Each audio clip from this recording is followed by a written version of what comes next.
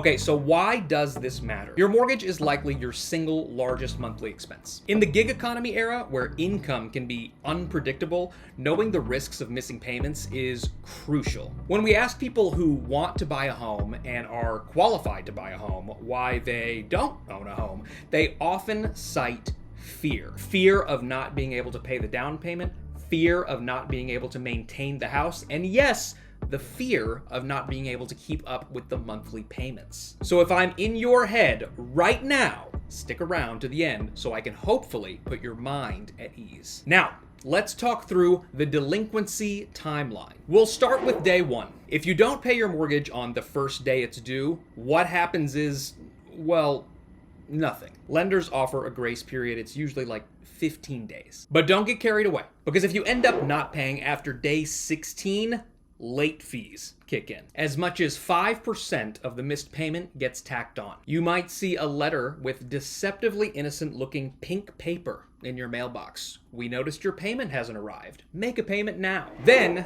day 29 rolls around, and still, honestly, nothing. Your account is now 29 days delinquent. The servicer sends you another notice, sometimes multiple notices, since they want their money, but officially, you're still not in a ton of trouble. But you're lacking up late fees. Your missed payment is now a red flag in their system, and they are paying attention. Day 30 is where actual adult-type consequences kick in. Because if your payment isn't received by this day, your servicer reports the late payment to all three major credit bureaus, Equifax, Experian, and TransUnion. This comes with consequences, as you can expect a 50 to 100 point drop in your credit score. This blows because you may feel the need to use credit of some sort during this tough time, and you'll find that creditors really don't love to lend money to people with a reputation for not making payments. This is where things can start to spiral out of control very quickly. What happens if you let another month pass with no payment? At day 60, 2 months delinquent, automated systems flag your loan as seriously delinquent.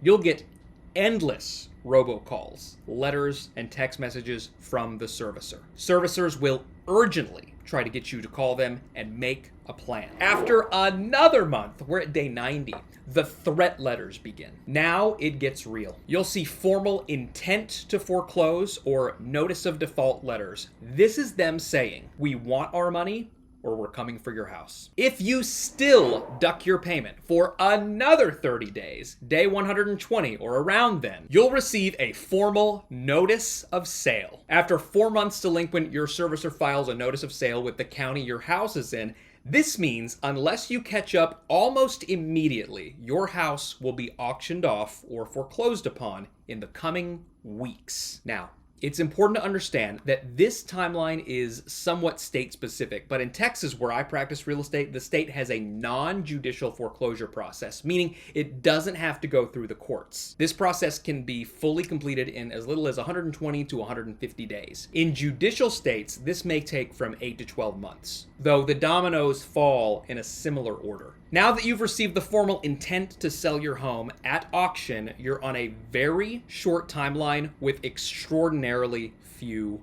options. If you are unable to pay the full balance of all of your past due payments, along with the late fees and a litany of servicer fees tacked on for good measure, you will almost certainly lose your home. All right, the scary part is over.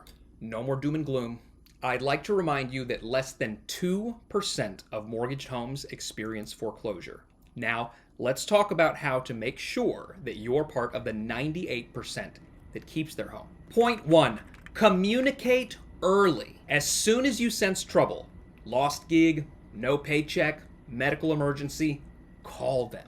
They often have hardship departments, and they can make temporary arrangements to keep the credit bureaus out of your payment dilemma. But the longer you wait, the fewer options you will have. Point 2, loan modification. And this is really just an ellipsis on the first tip. Your servicer may be willing to modify your loan terms, lower interest rate, extended term, or principal forbearance. These options can temporarily lower or delay your payment. Another option is to refinance or refi. If your credit is still in decent shape, and interest rates are lower than when you purchased, refinancing to a lower interest rate can immediately lower your monthly payments, freeing up cash to avoid future delinquencies, and this will be on an individual case-by-case basis. So you'll want to talk to your most trusted mortgage advisor or message us so we can direct you to some good people. Another option is sell it. Sometimes it's best to just get out from under it while there's still time. The creature comforts in your home will be challenging to leave, but it's often way better to find a less expensive, albeit temporary, living arrangement